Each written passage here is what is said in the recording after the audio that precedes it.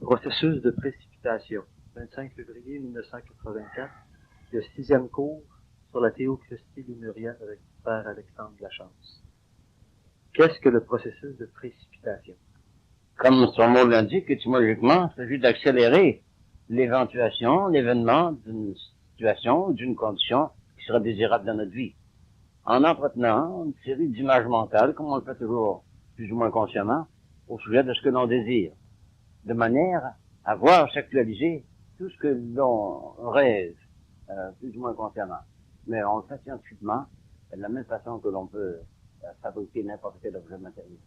Alors, on crée des conditions matérielles en passant par tout le cheminement, à partir d'une pensée, proprement dit, c'est ce qu'on actualise dans le monde de matière.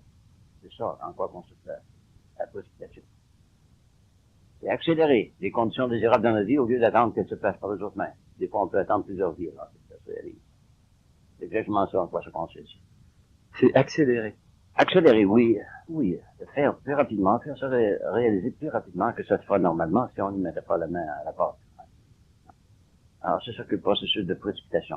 Accélérer l'avènement de circonstances désirables dans notre vie, afin d'être plus en mesure de poursuivre notre cheminement sans anicroche et sans retard et sans trop de difficultés.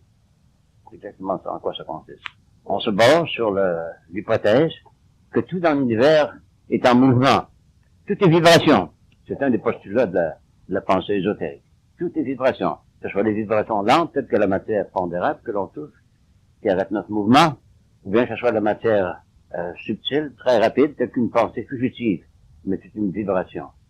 Et les exercices que l'on donne, que l'on recommande, et que chacun peut faire pour réaliser la possibilité de visualiser des conditions que l'on actualisera graduellement dans notre vie.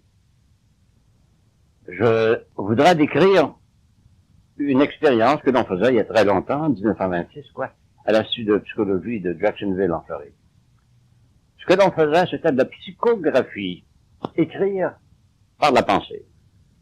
Mais on passait par le biais de la matière. Sur une feuille de papier blanc, glacé, on dessinait avec de l'encre opaque, de l'encre de Chine et un pinceau, un diagramme quelconque. Disons un cercle. Au sein du cercle, on pouvait mettre un triangle, et au sein du triangle, on peut mettre un carré et un point au centre. Et alors, en se servant de la lumière, parce que la lumière, c'est un mouvement vibratoire, le mouvement le plus accéléré de vibration, on illuminait ce dessin-là, comme on pourrait l'illuminer avec un cercle comme ça, un faisceau de lumière comme ça, et on le regardait intensément, jusqu'à ce que notre iris soit bien imprégné de ce fantasme-là. Et quand notre iris était bien imprégné, on pouvait fermer les yeux, et on voyait ce dessin se répéter dans notre champ magnétique, dans notre champ psychique. Si maintenant, au lieu de fermer les yeux, on projetait sur un mur qui était monochrome, qui avait rien que du blanc, alors on voyait ce dessin se projeter sur le mur, avec le contraste que ce qui était blanc sur le papier devenait noir, et ce qui était noir devenait blanc. C'est une moi le même processus, le même phénomène que pour la photographie. Le négatif imprime en blanc ce qui est noir et vice-versa. Et quand on a réussi à se familiariser avec cette procédure-là, j'écris simplement par une projection d'une pensée. Parce qu'une image mentale dont j'ai imprégné mon iris devient quelque chose de psychique, n'est-ce pas? Je peux détruire ma première image, et dès qu'elle est imprégnée dans mon cerveau, je peux la reproduire. Et on prenait, en fin d'analyse, on prenait un film. Dans ce temps-là, il y avait des films faits sur verre, et ils étaient couverts par un châssis. Et au lieu de projeter notre image mentale, qui était devenue maintenant une image mentale sur le mur, ou bien dans l'espace ambiant, on la projetait sur ce film-là. Alors le film, qui est sensibilisé avec du nitrate d'argent, prenait cette projection de notre esprit, de notre cerveau. Et elle impressionnait le nitrate d'argent, à tel point qu'on peut prendre ce film-là puis le développer dans la chambre noire par la suite. On avait encore partie d'une image physique qu'on avait intensifiée afin qu'elle puisse impressionner notre iris. Et après ça, on se débarrassait du matériel, on la projetait rien que par le fantasme qu'on avait dans l'esprit. Donc, l'image physique, réelle, que l'on avait convertie en image psychique, pouvait reproduire encore des images physiques, d'autres impressions. Il y a eu, je crois que c'est un Américain qui faisait en laboratoire des expériences de cet ordre-là. Oui, au l'Institut de psychologie de Jacksonville, en Floride, ça a commencé en 1926. C'est là que j'ai appris ça dès le début. Ouais. Lui, il mettait des appareils photographiques en avant de son front, Oui, puis il pensait, certainement. et sa pensée allait s'imprégner sur la plaque Exactement. photographique. La seule condition était que l'image devait être bien imprégnée dans son cerveau. Parce que le cerveau est véritablement matériel. L'esprit ne l'est pas, mais le cerveau est matériel. Et l'iris est matériel aussi. Alors, cette chose-là, c'était simplement un phénomène de psychographie, pareil comme le phénomène de photographie. Photo, c'est encore de la lumière. Puis la psyché, c'est de la lumière aussi. Et on aide la psyché en mettant une lumière additionnelle pour accélérer la capacité cervicale. Et ça se fait encore. La photographie Kirlian nous a prouvé bien des choses comme ça aussi. Kirlian n'a pas fait seulement photographier les auras de bien des choses. Il a photographié des images mentales. Et celui auquel il fait allusion, là, aux États-Unis, je ne sais pas exactement ça, en Wisconsin, je pense. Il photographiait des images mentales qu'il entretenait dans son cerveau, qu'il visualisait, ni plus ni moins. Et en mettant un film sur son front, il pouvait impressionner le film. Ensuite, ça le développer. Ça, c'est tout à fait naturel. On appelle ça, communément, en psychologie, de la psychographie. Écrire avec le cerveau, les émanations du cerveau. C'est en se prévalant de ce fait-là que l'on peut réaliser cette gestuelle qu'on appelle la précipitation. On précipite des conditions désirables dans notre vie en passant par tout le cheminement qui consiste à fabriquer des images mentales que l'on anime de notre désir, de leur réalisation. Et quand on a bien visualisé cette image mentale-là, là, on la verra se réaliser dans notre vie. Même à notre insu. Et à l'insu de ceux qui contribueront. Je vais mentionner ça.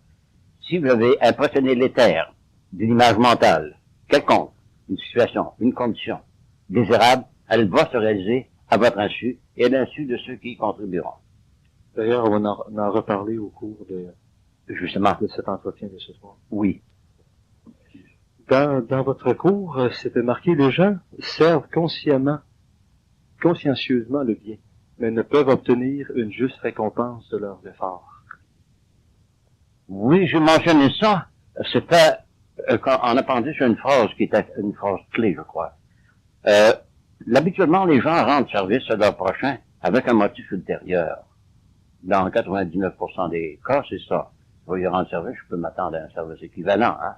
Alors ça, c'est neutraliser la force de rétribution, de restitution. Parce qu'en réalité, vous n'avez pas rendu service, vous bien investi de votre propre énergie.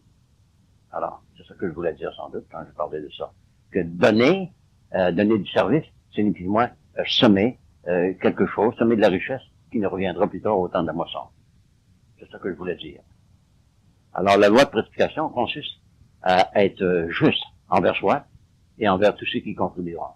Mais c'est l'esprit universel ou l'homme universel qui fait se réaliser les choses que vous avez visualisées. Mais il faut toujours que la loi d'équité soit respectée dans ce domaine-là. Par exemple, moi, je veux dire des conditions dont je ne joue pas présentement, alors je m'assure que ce sera en justice à tous et à tous. Hein. Les ouvriers de la 11e heure. À 11e heure, ils ont reçu le même salaire que ceux qui sont arrivés au tout début. Hein. Ah, ce n'est pas le temps que l'on met à une chose, c'est l'intention qu'on y met.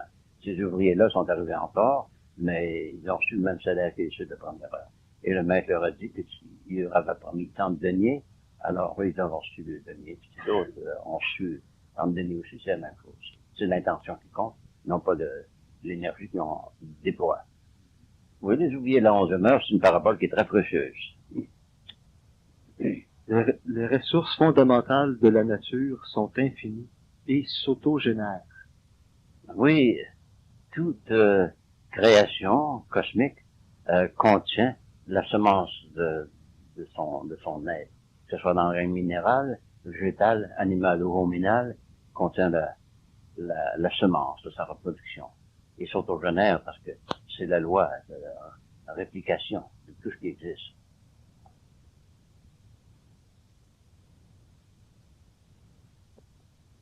Par choix de pensée, et non par contrainte, l'homme s'isole de cette abondance de richesse.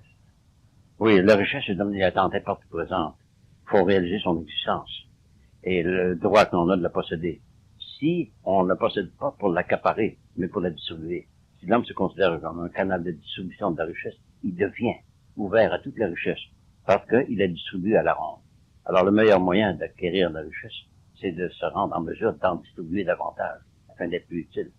C'est à cette conférence-là que je mentionnais les 3 éléments principaux, temps, service et valeur. Alors, vous dépensez du temps à rendre service ou à fabriquer des choses qui vous rendront service. Alors, là, vous créez de la valeur. Et cette valeur-là se multiplie à l'infini. Parce que votre intention est d'être bienfaisante et vous passez votre temps à rendre service d'une façon ou d'une autre, en fabriquant quelque chose d'utile ou bien en améliorant les conditions de votre environnement. Ça, c'est les conditions les plus désirables pour vivre une vie digne, vraiment. Mais par le choix de notre pensée, Ouais, c'est peut-être judicieux. on se met dans l'abondance Oui. ou on se met Dans la pénurie. non-abondance. Justement, dans la pénurie. Mais puisque le monde est riche, il y a de tout pour tous à la surface de la Terre. S'il y a une arrestation de circulation, c'est parce qu'il y en a qui ont accaparé ou monopolisé des valeurs, mais il y en a en abondance. Hein. Alors, il s'agit de s'approprier les choses qui sont maintenant à l'état latent et de les distribuer. Alors, le service consiste à faire distribuer, à faire circuler les valeurs. Alors, notre choix de pensée, c'est simplement faire circuler la valeur qui est accaparée dans certains endroits. Que ce soit des monopolies, des cartels, mais la richesse existe pour tout le monde, en abondance. Alors, penser judicieusement, c'est dire qu'elle est disponible, la richesse d'abondance est disponible, il s'agit de la faire circuler. Mais est-ce qu'on a le choix de penser ça? On doit penser comme ça. On a le choix de penser. Si je vois qu'il y a de la richesse en latence quelque part, mon devoir, c'est de l'exploiter. C'est de l'exploiter, pas de le laisser dormir en latence. Hein. Que ce soit la richesse d'un terrain, du sous-sol, ou bien la possibilité de faire une culture. Je peux le laisser le terrain aride, mais je peux dire que je vais faire produire une moisson abondante afin de la distribuer. Alors, c'est un effort personnel qui entre en jeu, puis l'initiative qui entre en jeu dans ce domaine-là. Alors, l'initiative, c'est précisément ce que l'on doit exercer dans notre cheminement dans la vie, afin que tout le monde puisse bénéficier des richesses qui ne sont pas exploitées. Les richesses de la terre, les richesses du sol, mais la richesse de la main-d'œuvre, aussi bien que les richesses de la pensée humaine. Comment devient-on un postulant à la participation du gouvernement cosmique pour la matérialisation du royaume de Dieu?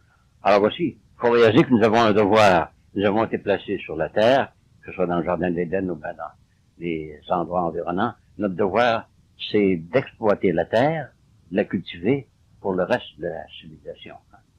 Parce qu'avant la race adamique, je parle pas de l'Adam unique, ni de Ève unique, avant la race adamique, il y avait d'autres races qui vivotaient, comme le Cro-Magnon, le Néandertal, etc. Alors, la race adamique a été créée, c'est une création spéciale, dans le but de faire distribuer toute la valeur, toute la richesse de la terre pour le reste des races qui possédaient. Alors là, nous arrivons à la 6e race, où l'homme devient conscient de son devoir envers les classes inférieures. Alors, son devoir pour atteindre l'état caustique, c'est de travailler pour autrui, non pas rien pour lui-même. C'est le premier critère. C'est le premier critère, d'être altruistique. Altruistique. Travailler pour autrui. Faites aux autres ce qu'on voudrait bien. Oui, je m'en. Plus vous le ferez à autrui, plus autrui le fera envers vous. Alors, la meilleure manière de s'enrichir, c'est d'enrichir autrui. Hein. Ce que vous dites est juste si on tombe sur du monde qui pense comme vous. Oui, mais la pensée est contagieuse. Alors, si vous pensez en abondance, vous pensez abondance, l'abondance devient la pensée coutumière de tout le monde. Il s'agit d'abord de réaliser qu'il y en a en abondance pour tout et pour tous. Alors, en réalisant cette richesse infinie, on la met en circulation, tout simplement. C'est le devoir de l'homme de faire circuler la richesse. Et les premiers qui pensent ça doivent avoir le rein solide. Ah oui, il faut avoir le cerveau puis le crâne bien lucide aussi, surtout le crâne lucide. Réaliser que la vie est abondante, surabondante, pas rien que sur la Terre, dans tout le cosmos. D'ailleurs, la vie nous vient d'ailleurs, puis incessamment. C'est des reins solides, puis surtout un cerveau très lucide. Voir clair à travers tout ça. Exactement, le discernement. Le discernement, c'est le premier vivre école, justement, la première notion en occultisme. ou en ésotérisme, savoir discerner le vrai le faux du vrai, de ce qui est bienfaisant de ce qui est malfaisant. Alors, c'est du jugement qui est dans des faits malgré soi. Quand on observe ce qui se passe autour de nous, ce qui est agréable, on l'accentue, on le stimule, et ce qui est déplaisant, on l'atténue. Alors, c'est le discernement en opération qui rentre en jeu. Vous l'atténuez. Comment vous atténuez ce qui vous est désagréable? D'abord, en substituant quelque chose d'agréable, des conditions agréables. Alors, c'est pas en combattant un mal, c'est en l'ignorant, n'est-ce pas, hein? Combattre un mal, c'est l'intentifier. Ou une condition morbide, malsaine, c'est l'intentifier. Mais si vous l'ignorez, vous y substituez du bien, alors le mal disparaît. C'est comme la lumière qui cherche les ténèbres. Elle a beau chercher dans d'autres temps. Pourquoi? Parce que la lumière elle-même, elle est bienfaisante. Alors, voyons lumière, qui entend dire, il y a des coins sombres sur la terre, il va pouvoir y en dire.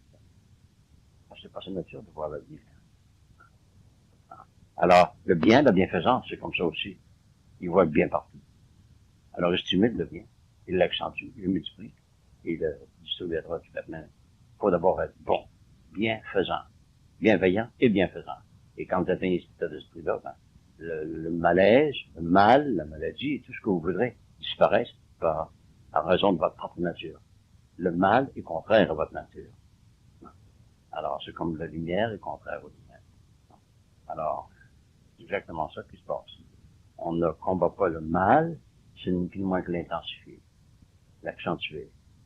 On y substitue le bien, et alors on le neutralise, on le détruit, en substituant pour autre chose. C'est remplacé. C'est remplacé, ouais. Remplacer une chose par une autre chose. Par une autre, par son contraire. Par son contraire. En alchimie, c'est la loi de base. C'est la loi de base, justement, oui, la loi des contraires, oui. Remplacer une chose par une autre chose. Par une autre, exactement. C'est ça qu'on appelle la transmutation. L'homme est un être de lumière, il peut illuminer tout son environnement, sur tous les niveaux, aussi bien sur le niveau intellectuel, spirituel, que sur le niveau social. Alors, le devoir de l'homme, sa prérogative, son privilège, c'est d'être bienfaisant, bienveillant et lucide et lumineux. Alors, si tous les hommes atteignent cet état-là, qu'on appelle l'état christique, alors il y aura l'harmonie à travers la surface du globe. Ça doit être ça qui ont voulu dire dans les évangiles, en disant que l'homme était poussière, mais dans le fond, était une poussière de lumière. Oui. Ce qu'on appelle des photons dans l'atmosphère. Si on regarde dans l'atmosphère, dans le vide, sans aucun objet pour distraire notre attention, on voit des petits points de lumière, hein, n'est-ce pas? En alchimie, on appelle ça du mercure. Tandis qu'en physique, on dit que ce sont des photons, des entités d'énergie solaire qui occupent tout l'espace autour de la Terre, l'homme universel. Toute l'atmosphère, quoi. Alors, l'atmosphère de la grande onde est pleine de lumière, de petits photons de lumière. Alors, ces entités de lumière-là sont partout présentes, et surtout en nous. Et notre devoir, pour se cultiver, pour se lever au-dessus de notre terre à terre, c'est d'éveiller des centres lumineux.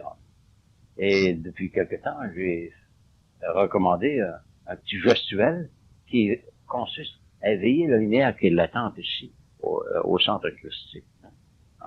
Alors, une couple de gens ont réussi dès les premières tentatives à éveiller ce centre lumineux en eux. Il y a la semaine dernière qui m'a dit, j'ai été ébloui de lumière dès ma première tentative. Au bout d'un quart d'heure, je sentais ma chambre remplie de lumière. Alors, ça peut arriver les gens, ça peut prendre une semaine ou deux avant d'atteindre cet état-là. Mais ce centre-là est vraiment un centre lumineux. On l'appelle le centre christique, c'est la lampe pinéale. C'est elle qui reçoit la lumière du plexus solaire. Et le plexus solaire reçoit la lumière du soleil.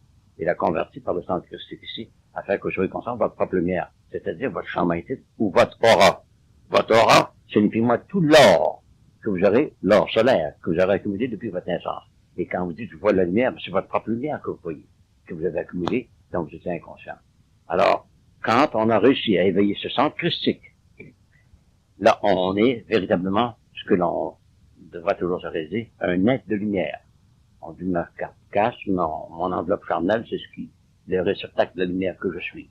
Parce que l'homme est véritablement une étincelle de lumière, et en mettant le feu par la friction, de la respiration, à ce centre-là, vous êtes conscient de votre propre centre lumineux. Et je l'anticipe, que tout le monde qui écoute mes élucubrations plus ou moins sapientes réalise qu'il s'agit simplement d'éveiller ou de devenir conscient de notre propre lumière, de notre champ magnétique, de notre aura. Et ça, c'est de l'or. C'est ça que l'alchimiste cherche à faire. C'est pas de l'or monnayable qu'il cherche à faire.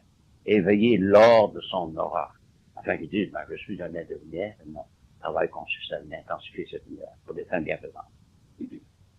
Exactement. Le rôle profond de l'alchimie, c'est de prendre du plomb transformé en or. C'est-à-dire, le plomb, c'est un défaut, et de le transformer en or en Si lumière. on parle sur le plan métallurgique, le plomb, c'est ni plus ni moins de l'or souillé, de l'or lépreux, comme on dit, hein, habituellement. Ça vient toute de l'énergie solaire, ce sont des photons. Mais si ça tombe sur un sol qui contient toutes les détritus de l'énergie organique, alors cet or-là est souillé, ça fait du plomb. Et mais si vous y introduisez de la lumière, par la lumière que l'on puise dans les espaces célestes avec notre sel solaire, alors ce plomb-là devient de l'or. Mais c'est rien qu'une épreuve que l'on donne à notre rayon solaire. Est-ce qu'on peut dire la même chose pour les défauts, que les défauts seraient Exactement. les qualités non Oui. utilisées? Les défauts, c'est quelque chose qui manque, n'est-ce pas? On dit quelque chose qui fait défaut, quelque chose qui manque. Bon. C'est en défaillance. Mais ça existait avant. Mais c'est une qualité qui défaille, hein? C'est en défaillance. C'est un défaut. Intensifiez-la, accentuez-la, redressez-la, ce défaut viendra une vertu.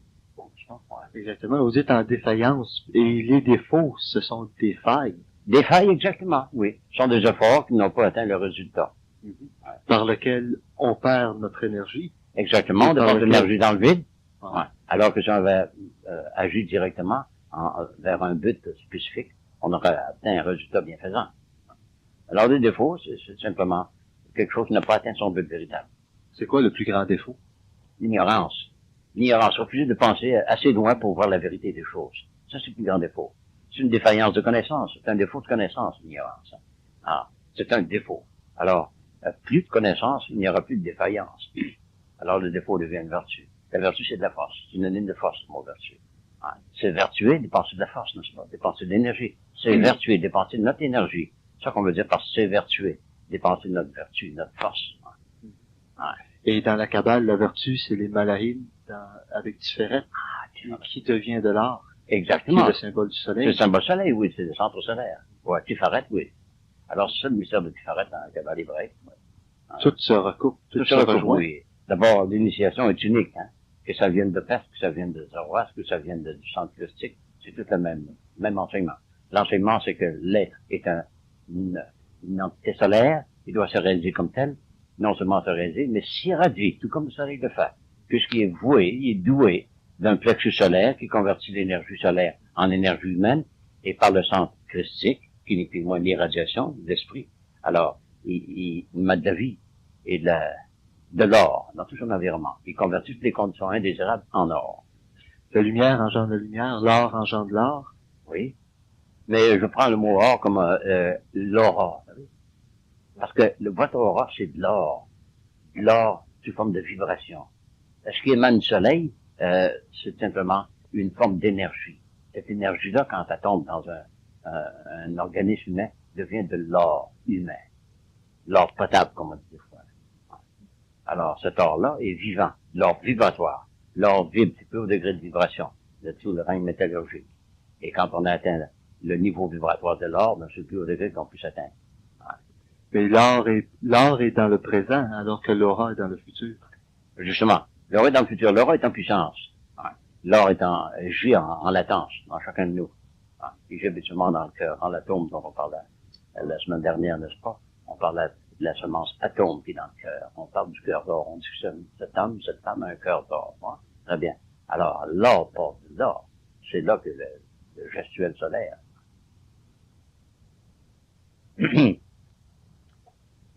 Les prérequis indispensables pour puiser dans les ressources de l'univers. Le premier, c'est un désir fervent de servir la cause de l'élévation spirituelle humaine vers la perfection. C'est quoi ce désir? Ce désir, servir la cause. Servir la cause, c'est vouloir contribuer à la réalisation du grand plan cosmique. Dieu a créé l'univers pour la même raison que l'homme crée à son image et à sa ressemblance. Hein. Alors, mais cette chose-là est auto-multiplicatrice, hein, autogénératrice. Alors, l'homme contribue à ça. L'homme fournit le véhicule de l'énergie divine, l'énergie solaire, et la fait circuler, afin de propager, d'accentuer la vie à travers les mondes. Dans le moment, son monde, c'est simplement le troisième plan. On a passé par la partie du Soleil, on a passé par Vénus, Mercure. Là, sur la Terre, il s'agit de matérialiser l'or solaire. la matérialiser, la rendre disponible à tout le monde, sous toutes ses formes. Mais on parle d'un désir fervent de servir la cause. Ben, c'est-à-dire, c'est pas qu'un désir vague, un désir nonchalant. C'est se vouer à une cause, se vouer. Mais un désir, beaucoup de gens vont vous dire qu'il ne faut plus avoir de désir. Ah oui, mais ça c'est plus des désirs relatifs, c'est des désirs absolus. Le désir, c'est simplement la force de vivre, c'est l'élan vital, le désir, qui se manifeste sur n'importe quel plan. Le désir, c'est l'élan vital, ça existera toujours. L'homme est un être de désir et de transition. Ce sont les deux caractéristiques. Il est conscient de son environnement et il désire l'améliorer. Alors, les deux facultés principales, les deux aspects de l'homme, c'est le désir et la transition. Alors, le désir existera toujours, sur une forme ou sur une autre. Que ce soit sur le plan purement basique, biologique, sur le plan intellectuel, sur le plan social ou spirituel, il désire. C'est son élan vital. C'est sa raison d'être. Quelqu'un qui désirait bien fort, c'est le Christ, le dominant. Oui, justement. D'abord, il s'est branché sur l'omnipotence, sur l'omniscience. Et il a appelé son père. Il a appelé son père, oui, parce que c'était le meilleur terme. On a, même dans les anciens, on emploie le mot Pitar, Dieu ou Pitar, Dieu le Père. On a converti en Jupiter. Mais le premier terme de Jupiter, c'était Dieu, Pitar, Dieu le Père. Pitar, on a fait le Père des dieux, je ne pense pas du tout. Mais Dieu le Père, chez les Grecs ioniens, avant les Grecs helléniques, on avait Dieu Pitar, c'était Dieu le Père. Et Jésus n'a fait que s'approprier cette nomenclature-là pour exemplifier l'unicité qu'il y avait avec la source de toute vie. Dans tous les domaines, il a dû s'inspirer quelque chose de préexistant. Je ne dirais pas qu'il n'a pas innové, ce serait faux, puis ce serait impie de le dire, mais il s'est basé sur ses prédécesseurs. Il y en a eu quelques-uns avant lui, lui les a tous dépassés, mais il a puisé chez Zoroastre, il a puisé chez Thomas, chez tous les autres aussi. Et Melchisédek et tout ceux-là, ceux qui l'ont précédé. Alors Dieu ou Pitar, Dieu le Père, ou notre Père, qui est Dieu aux cieux, si vous voulez, c'est toute la même appellation. Alors, le Père, c'est le géniteur de toute vie. Qui est aux cieux. Pourquoi aux cieux? Bon, plusieurs cieux? Voici, on parle de ciel et de cieux, n'est-ce pas? Hein? Que votre volonté soit faite sur la terre comme aux cieux. Hein? Bon, tu gagnes ton ciel, mais il y a toujours des cieux. Il y a toujours des cieux. Mais c'est parce qu'il y a bien des individus qui ont leur propre ciel. On parle du ballon, par exemple, en alchimie, on dit qu'il faut aller dans le ciel du ballon. On parle d'un partie élevée. Le ciel, c'est une partie élevée. Hein? Ouais. C'est une partie élevée. De notre conscience. De notre conscience, oui, justement. Chacun a son ciel. Son propre ciel. Chacun a son ciel. A son ciel et le fabrique, oui. C'est un état d'esprit, n'est-ce pas? C'est un état où l'esprit est plus important que la matière. C'est ça le ciel. Ouais. De servir la cause. La cause est unique. La cause, c'est celle du Créateur même. La cause de causant, c'est la cause de toutes les causes. Hein? Alors, servir la cause, c'est ça, la cause de la rédemption de l'homme. Parce que l'homme est déchu, pas dans le sens que l'on interprète vulgairement. Avoir chuté biologiquement, ce n'est pas ça. C'est qu'il s'est dissocié de sa source et il oublie ou il n'est plus conscient de son origine. Alors la cause, c'est simplement que l'homme redevienne conscient de son origine solaire, qui est véritablement une étincelle du brésil solaire. Moi, je me répète, mais c'est ça. Et cette étincelle-là peut devenir une conflagration dans tout votre être, aussi bien dans tout votre environnement et dans toute la planète. Et l'enseignement théocristique, qui n'est pas d'hier, hein, vise à ça, à enflammer, à mettre le feu de l'amour dans toute la planète. Vous me donniez, il y a quelque temps, une œuvre de Philos, par exemple, qui parle de l'enseignement que pratiquait ou qui s'enseignait 28 000 ans avant Jésus-Christ. Puis on emploie le terme théocristique. C'est donc revenir à dire que le mot Christ existait avant le Nazaréen. Il y a eu 26 avatars qui l'ont précédé. Un homme crucifié, c'est un homme qui a atteint la conscience solaire. Et le plus important, naturellement, c'était le Nazaréen. Alors on a oublié les autres, on les a négligés parce que il est plus près de nous. Mais la conscience christique, la conscience solaire, c'est exactement être conscient de notre origine et de la source à laquelle nous devons retourner. Jésus l'a exemplifié par la parabole de retour de l'enfant prodigue à la maison du Père, n'est-ce pas? Le fils qui s'était éloigné de la maison du Père, qui à un moment donné a réalisé qu'il était dans la pénurie, dans la démence, a décidé de retourner à la maison du Père. C'est la parabole de l'enfant prodigue, c'est la parabole de l'homme en général. Il doit retourner à sa source de provenance, au Père, Jupiter. Et il dérange, en revenant, il dérange ceux qui sont restés. Oui, en place. justement, il y a toujours les commentateurs, n'est-ce pas? Oui. les gens qui disaient, oui, c'était le dernier, l'ouvrier de la 11e heure. Il en méritait autant que les hommes. Il dérangeait ceux qui étaient restés. Pourquoi? Parce qu'il était devenu trop intelligent. Non, parce qu'il était devenu trop habitué aux bonnes choses. Trop habitué aux bonnes choses. Puis on constatait, c'est pareil comme ceux qui étaient jaloux de voir que le maître payait le même salaire aux ouvriers de la 11e heure. J'insiste sur ce point-là, parce qu'il méritait autant.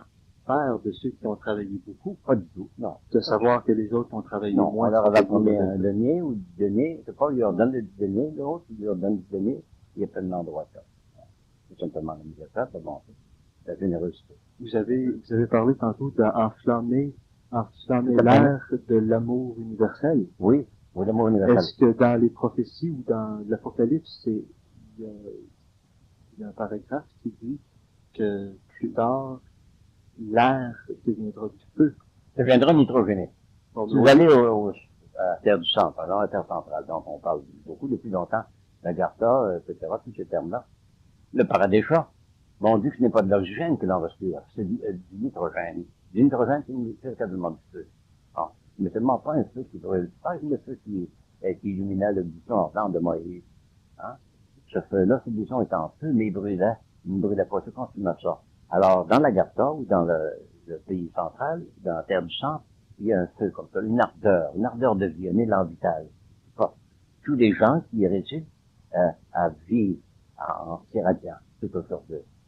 Alors, bientôt, on aura bien des renseignements à ce sujet-là, parce que de plus en plus, il y a des gens qui sortent de l'Agartha, qui se promènent en Amérique centrale, déjà. Hein? C'est étonnant, ça.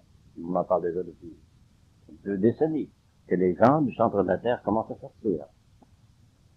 On prétend même, si vous me permettez, que nos visiteurs extraterrestres ne viennent pas de Capella ou de la Voie lactée. Ils viennent de la Terre centrale.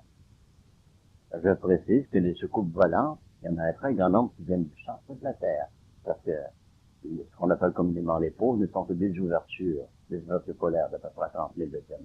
Et nos soucoupes volantes, nos objets volants non identifiés, viennent de la Terre du centre, qui existe depuis infiniment plus longtemps. Et la Terre du centre, c'est le noyau du fruit qui est la Terre. Hein. Alors, ces gens-là envahissent la Terre de plus en plus. Là, il y a toujours des incursions qui se font depuis 10 ans de plus en plus. Et bientôt, à la fin du siècle, même avant ça, on aura des grandes invasions, des grandes incursions qui viendront du centre de la Terre. Qui viendront du centre de la Terre. Des escouades, des escales complètes qui viendront nous rendre visite. J'ai trouvé un livre qui parle de l'amiral Byrd, un des premiers. Bon, je dois bien l'avoir, oui, je l'ai lu il y a une trentaine d'années, non. Richard Byrd, c'était un vice-amiral, justement, de la marine américaine, qui a fait une expédition au pôle sud, et il a pénétré 1700 000 à l'intérieur de la Terre. Il a constaté qu'il y avait de la végétation, il y a de l'animation, des animaux préhistoriques, tels des brontosaures, des dinosaures, des mammouths, à l'intérieur de la Terre. Il y en a trouvé qui étaient gelés dans les glaces du pôle. Du pôle nord, aussi bien que du pôle sud. Alors, il y a eu de la vie. Il y en a encore à l'intérieur de la Terre. La vie animale, la vie minérale, la vie végétale et de la vie hominale aussi. Mais les conditions à l'intérieur de la Terre sont tellement en contraste avec celles qui existent à l'extérieur que c'est rien qui périodiquement qui viennent à la surface. Dans le Mont Shasta, dernièrement, c'est-à-dire il y a 12 ou 15 ans, il y a eu une expédition. 7-8 qui ont apparu en Californie. Des gens qui venaient de l'intérieur de la Terre. Ils y sont tournés. Et bientôt, ce sera un fait connu, reconnu de tout le monde.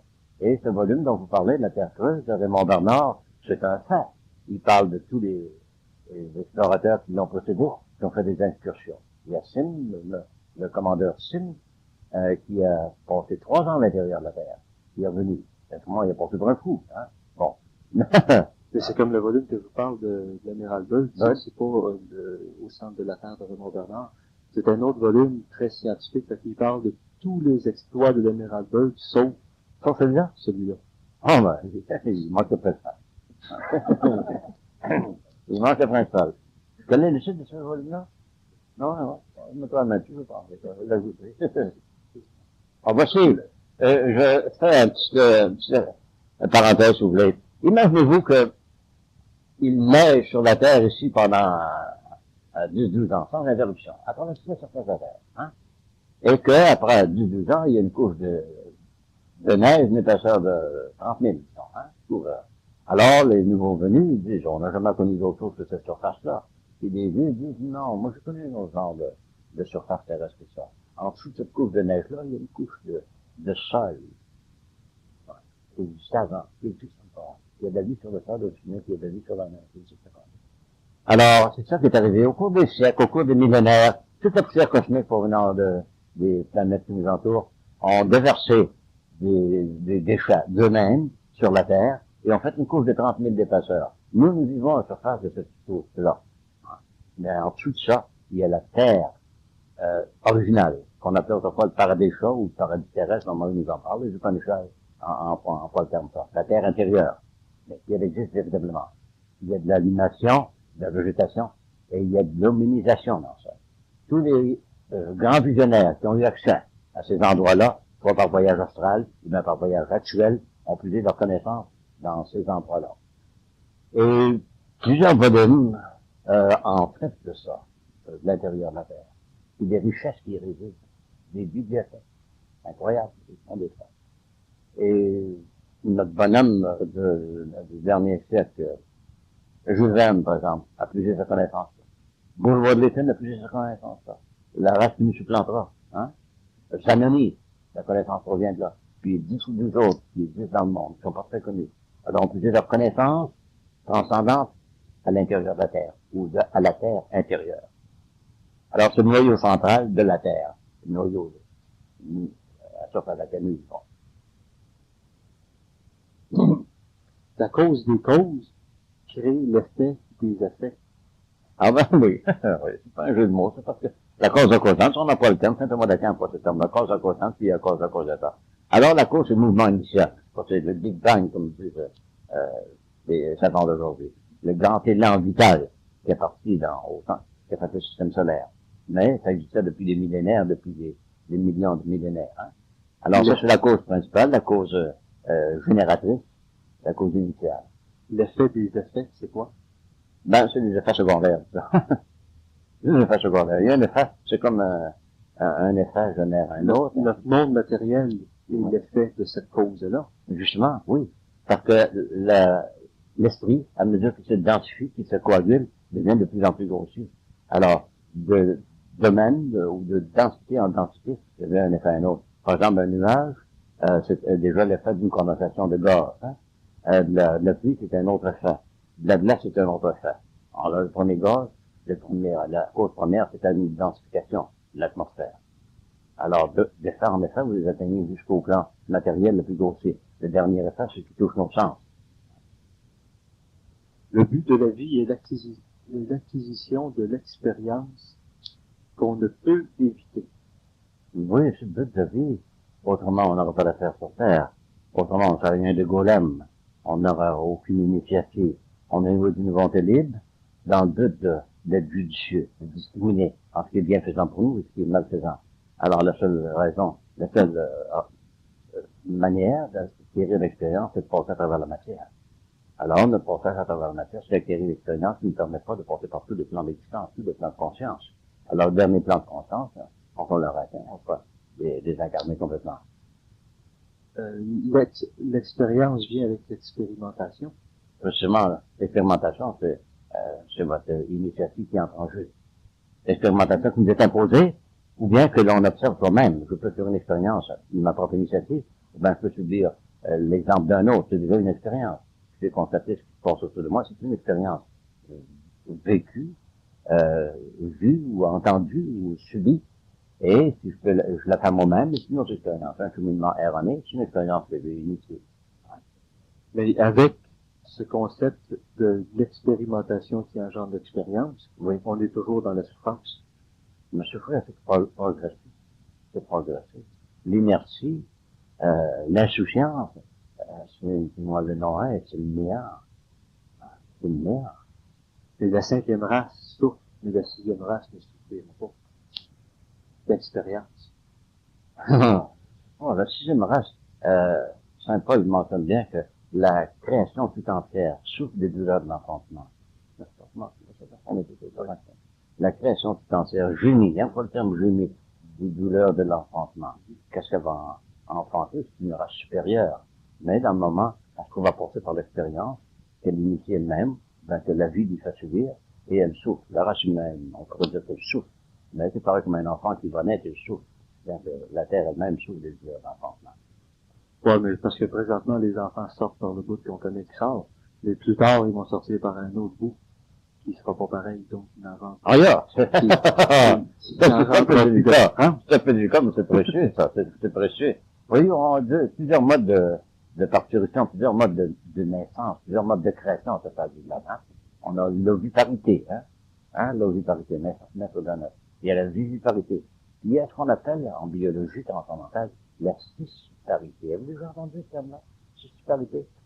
Nommé Lucie Salemi. Jean-Constant Salemi en parle de ça. Un mode de procréation qui n'est pas basé sur la viviparité, sur la sexualité proprement dite. C'est simplement l'émanation d'un être vers l'autre.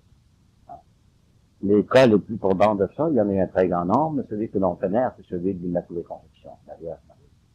Hein? L'ange qui annonce à Marie qu'elle va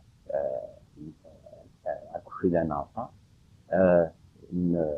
disons-le franchement, ne s'accouple pas avec, parce qu'elle lui dit, ne lui m'est tempéré, touchez-moi pas. Je sais pas, vous êtes touché, rien qui est touché. Par-dessus, c'est l'opération du Saint-Esprit. Saint-Esprit, c'est le souffle, n'est-ce pas? Le souffle vital. Alors, il souffle sur elle, il exalte son énergie, et la Vierge devient enceinte. Hein? Et dans l'Angélus, la prière que l'on dit toujours matin, midi et soir, c'est l'ange du Seigneur apparaît à Marie, il lui dit qu'elle est conçue par l'opération du Saint-Esprit, n'est-ce pas? Hein? Alors le Saint-Esprit, c'est le souffle. Le souffle. Alors c'est un mode de procréation, ça, qui n'est pas biologique. Ce n'est pas ovipare, ce n'est pas vivipare, c'est scissiparité. L'émanation de la vie n'est pas nécessairement par un canal formel. Ça peut se faire par émanation. Alors, ce mode de naissance, de génération, peut se faire par le souffle, par l'émanation d'un être vers un autre. Surtout, c'est un être supérieur. Tel qu'un Elohim, un ange, un archange, c'est ça existe, ça différents pas. Si vous n'avez jamais vu, ben, peut-être que, c'est une tendance à dire, mais ça existe seulement. Son cœur d'âge. Ouais. Alors, ce mode qu'on appelle scissiparité, ça existe. Ça a toujours existé. Dans toute histoire, que ce soit à Rome, que ce soit en Grèce, que ce soit en Égypte, on parle de naissance immaculée, d'immaculée conception. Toujours eu. Ouais. Mais moi, je pensais que c'était, est-ce que vous parlez de l'opération du Saint-Esprit? Oui. Que c'était l'opération qui a permis à un très grand esprit de traverser les plans pour venir dans notre Ils sont plan toujours terrestre. présents. Dans l'atmosphère de la Terre, dans l'homme universel, il y a tout ce qui existe pour le bien-être de la Terre. Ça existe. Les Elohim, les archanges, les anges, etc., existent en permanence dans l'homme universel. Bon. Mais que pour que l'esprit prenne corps dans la matière, ça prenait la même opération qu'on connaît tous. Puis Siméon aurait eu une bonne passe là-dedans. Pas nécessairement. Non. Je mentionne 3 modes de procréation. L'oviparité, par le sein. Bon. La viviparité, par l'accouplement habituel, hein. Pas l'injustice, hein. Bon. En ça, il y a la scissiparité, qui est l'émanation d'un être supérieur, hein, qui est capable de s'irradier vers un autre. Ça, c'est l'opération du souffle divin. Alors, c'est la voie d'accès ou la voie de sortie, qui vous intriguait, parce que la procréation a eu lieu par l'esprit. C'est la porte du temple. La porte du temple, oui, le temple de Salomon. Ah oui. Alors, on l'appelle la porte belle. La porte belle. Ben oui, la porte du temple, la grande porte, c'est la porte belle là. Comme ça, je l'appelle. La porte belle. C'est la porte du magistère. Du magistère, ou l'œuvre du maître, oui. Et l'autre question, c'était ne pas se rebeller. Rebeller, c'est-à-dire rebeller, c'est se battre. Bellum, c'est combat, n'est-ce pas? Ne pas se rebeller, ne pas battre, ne pas s'opposer au mur, ne pas faire face à des murs qui sont plus, voilà. Ne pas se rebeller, faire face à l'inévitable, d'abord. Puis c'est quelque chose qui ne nous convient pas, ou contre lequel on ne peut pas rien faire, mais c'est d'attendre que les conditions soient plus favorables. Ne pas se rebeller contre notre destin. Notre destin, qui nous plaise ou non, est toujours bien présent. Il nous mène vers notre destination. Toujours. Souvent, la souffrance est plus bienfaisante qu'une jouissance paisible. La jouissance, c'est finalement l'inertie, hein. Tandis que la souffrance, ça demande un effort pour y résister. Alors, c'est plus profitable. Mais ne pas se rebeller contre notre destin. Non, on ne doit pas. Notre destin, c'est nous qui l'avons créé par nos vies précédentes, par nos vies du passé. Alors, on doit réparer les erreurs que l'on a commises. Alors, si on paye nos dettes, pour ainsi dire, c'est notre karma pour en venir au terme acceptable. C'est notre karma. Moi, je paye mes dettes, simplement, je me débarrasse, je me libère. Hein. Alors, au lieu de me rebeller, dire, on a de payer ce que je dois, hein. Non, je préfère pas. Mais quand savez-vous si c'est pour payer ce que vous avez à payer ou si c'est juste l'illusion qu'on peut avoir de payer? Non, si ça vous arrive, c'est pas que ça vous est attribué. Que ce soit quelque chose de bienfaisant, un karma positif, un karma actif, ou un karma négatif, un débit ou un crédit, quoi. Ça vous a été acquis d'une façon ou d'une autre. Mais selon la nature de vos dettes, ou des dettes que l'on a envers vous, vous les recevrez à votre insu. Des bienfaisances ou des malfaisances, c'est moi qui me suis posé ça, un comportement égoïste dans le passé. Alors mon devoir c'est de payer. Quand j'aurai payé, ben, je pourrai être libre, tout hasard. Soyez bons envers ceux qui souffrent et tolérants envers ceux qui semblent provoquer la souffrance. J'ai dit ça. Oui, tolérant envers ceux qui semblent provoquer ça. Ça peut être dire ça. C'est ça que j'ai écrit. Alors, oui. Ceux qui semblent provoquer la souffrance. Des gens qui font mal aux autres, ben, c'est difficile d'être bon envers eux. Le mieux qu'on puisse faire, c'est de les paralyser d'abord, de les empêcher de faire de tort à eux. Voilà. Alors, envers ceux qui souffrent, oui, c'est un devoir, on fait instinctivement, on s'oublie pour ceux qui souffrent, hein. Mais tolérant envers ceux qui provoquent la souffrance, hein, qui sont à cause de souffrance d'autres, oui. On a tendance à dire, arrête, non, c'est plus qu'on m'a mal interprété. Du moins, la manière que je le prends aujourd'hui, ceux qui sont en cause de souffrance pour les autres, ben, ça ne répaye malgré nous. Alors on cherche les incapacités, plutôt. Hein. Ouais. Mais ça revient à la parabole de Jésus, aimez vos ennemis. Oui, mais pas les ennemis de mon prochain, par exemple. J'aime mes ennemis, mais si on fait du tort à mon prochain, c'est pire que si on faisait du tort à moi.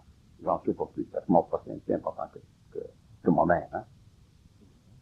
Aimez vos ennemis, oui, ils me détestent, tant pis pour eux, hein. Chaque fois qu'ils perdent, hein.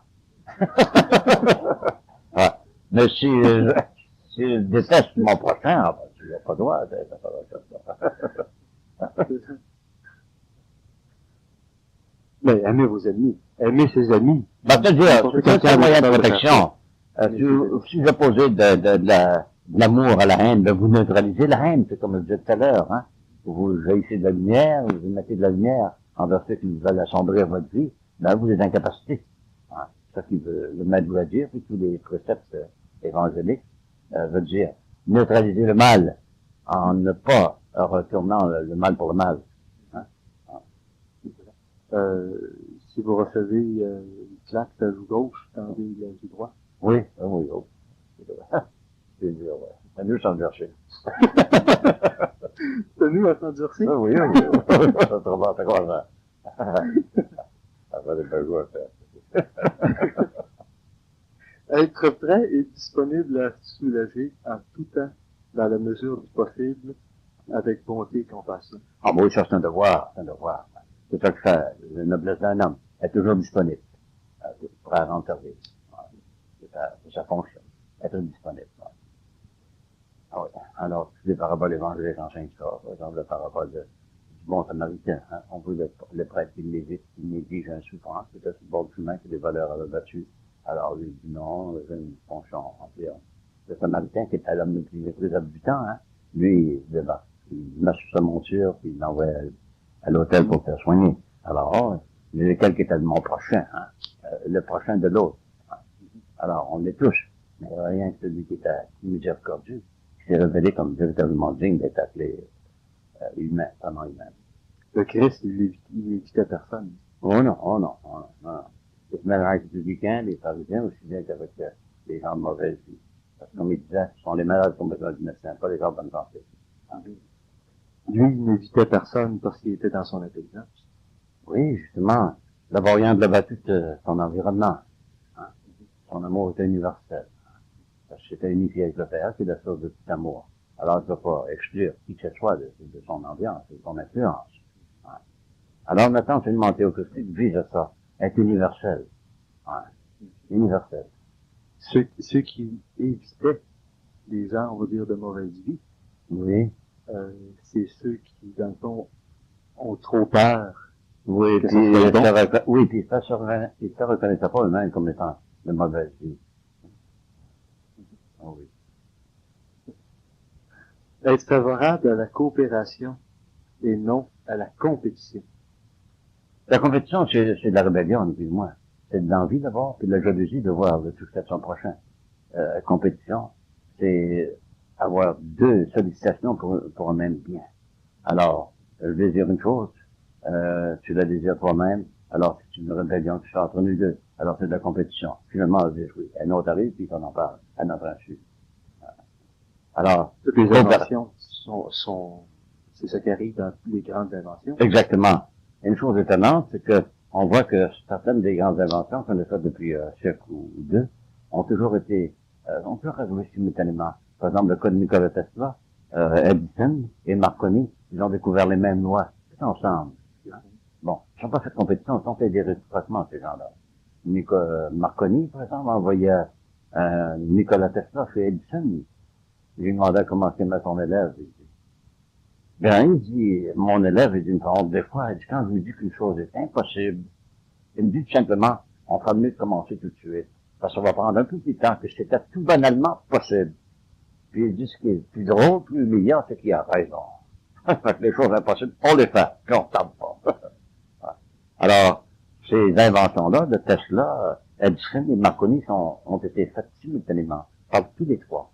Parce que ces inventions-là existaient déjà dans l'homme universel, comme embryon. Et la convection du son, de l'électricité. Aujourd'hui, on peut convecter l'électricité sans fil, même maintenant. Et du son, ça se fait depuis des générations, puis de la chaleur aussi. Alors, ça existe dans les mairies, ça. À mesure que l'on utilise sur les mairies, on constate que ces inventions-là existaient dans les civilisations que nous avons précédées. En Atlantide, ça existait. Et en Lémurie également. Alors, ce que l'on va redécouvrir, c'est des choses qui existaient déjà. Ça, c'est tout basé sur la coopération. La coopération, oui, toute la race. Oui. C'est la coopération. Oui, l'opération de plusieurs. Oui. Oui, la simulation de plusieurs cerveaux. Oui. Vous avez vu dans le livre de Philoste que vous m'avez sorti dernièrement, hein, j'ai vécu sur deux planètes. C'est une petite qui est en français, oui. Dweller in Two Worlds, oui. J'ai vécu sur deux planètes. Ben, on mentionne aussi dans la cosmologie durant ça, on mentionne un tas d'inventions qui existent en Lémurie. Hein? Qui existent en Lémurie, on commence à peine à découvrir. Hein? Et en Atlantide, ben, on commence à découvrir le laser. C'est-à-dire, on avait déjà le laser, puis on commence à le redécouvrir de nouveau. Le laser, on fait des opérations au laser maintenant. Alors, ça existait, ça, il y a plusieurs millénaires. Ouais. C'est plusieurs millénaires, en effet, étant donné que la première parole de la Bible, c'est que la lumière soit. Oui, effectivement, la lumière, c'est ça, effectivement. La lumière, le laser. C'est le laser, précisément, c'est le laser de Dieu. C'est le laser de Dieu, oui. Le gros laser. Oui. Ne défier personne. Défier, c'est inviter la rébellion. Défier, c'est inviter l'antagonisme, n'est-ce pas? Inviter de l'antagonisme. Oui. C'est causer du trouble, sans raison valide. Défier, c'est faire une menace, habituellement. Mais si une personne défie personne, tout le monde se nivelle. Voici, je parle étymologiquement. On a se défier, se méfier, puis on a se fier. Si on se fie à tout le monde, c'est pas idéal, hein? Alors que se méfier de tout le monde, ça prend une paralysie, hein? Mais défier quelqu'un, si vous voulez le mettre à l'épreuve, hein? Le mettre à l'épreuve. Alors, entre ces trois aspects-là, positif, négatif et neutre, alors je dirais, fiez-vous à vous-même d'abord, hein? Ensuite, on n'aura pas besoin de vous méfier de qui que ce soit, et défier qui que ce soit. C'est les deux aspects avec le côté positif de la chose. Fiez-vous à vous-même et ne vous méfiez pas d'autrui pour ne pas provoquer d'antagonisme. Parce que la méfiance ou le défi, ce n'est point créer de l'antagonisme. Mais c'est aussi avec cet antagoniste-là, par exemple, si c'est fait de façon positive, que ça fait évoluer l'humanité. Oui. On évolue Dans beaucoup le plus sens, avec nos le ennemis sens, par qu'avec exemple, nos amis. dire cette tâche-là que je vous impose afin de faire jaillir toute votre génialité. Alors, c'est simplement mettre quelqu'un à l'épreuve. Dans ce sens-là, le défi a un sens, hein, qui n'est pas péjoratif. Mais si vous mettez quelqu'un à l'épreuve, lui, l'épreuve, s'il la prend d'une façon positive, ça devient une preuve pour son avancement, pour Exactement. voir son avancement Ah personnel. oui, ah oui, oui. Dans ce sens-là, le défi est du bon. Donc, ça Il y devient a du bon, positif oh, aussi. définitivement, oui. C'est ça. Oui.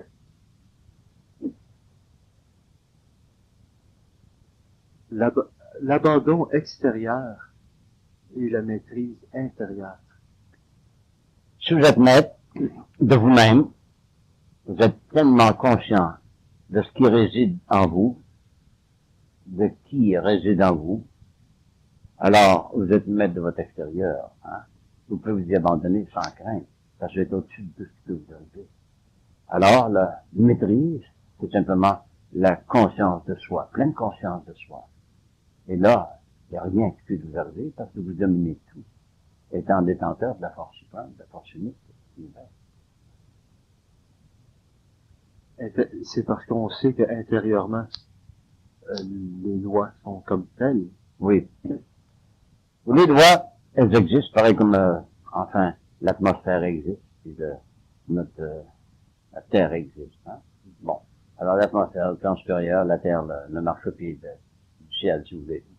Alors ces lois-là, on les réduit au nombre de trois. On dit c'est la loi de la Trinité, la loi du septénaire ou l'octave, et la loi du duodénaire, le 12. Alors ces trois lois-là, mises en application, constituent toute la vie, dans tous les plans de la nature, dans le minéral, nominal, social, etc. Alors c'est un monde de plan en plan, ça monte graduellement d'octave. Mais ça change également. Ça change. Par exemple, je joue sur une octave du piano, je prends la même mélodie sur une octave supérieure, mais ça a toujours été une progression de septénaire. Alors, on change de plan d'être-té, de plan de conscience. Pareil comme les planètes sont des plans de conscience, véritablement. Alors, ces planètes-là partent du Soleil, qui est l'absolu, et de plan de conscience, on tape ensemble, nous arrivons au quatrième plan, où on est dans le moment. Et là, on met la matière en mouvement. Avant ça, ben, c'est simplement la matière inorganique. Mais les lois sont comme telles, tant qu'on les considère comme les lois karmiques, etc., tant qu'on les considère comme telles, mais elles deviennent autre chose quand on les considère On comme les autre dépasse. chose. Quand vous avez rempli les exigences d'une loi, vous dépassez la loi. Vous êtes au-dessus de la loi. Par exemple, l'amour est au-dessus de toutes les autres lois, de toutes les lois de restriction. Si vous aimez votre prochain, vous n'avez pas besoin du commandement. Parce que, Exactement. non, vous n'avez pas besoin. Les du commandement sont ni plus moins les critères de véracité. Alors, dès que vous avez atteint l'apogée de votre nature, l'amour total, l'amour du prochain, vous êtes au-dessus de la loi. C'est ce qu'elle avait dit. Élevez-vous au-dessus de la loi. Que ce soit la loi mosaïque, ben, que ce soit la loi de Manu, la loi de tous les prédécesseurs, de Zoroastre, etc. Alors, les lois ont été faites pour retenir l'homme, qui est à laisser ses propres tendances. Alors, les lois sont ni plus moins des règles de conduite. Mais des règles, c'est fait pour ceux qui sont dérégulés. Sur ça, nous allons terminer. Ok, bon, ok. On se revoit après l'interruption. On reverra. Oui. Merci beaucoup. Voilà.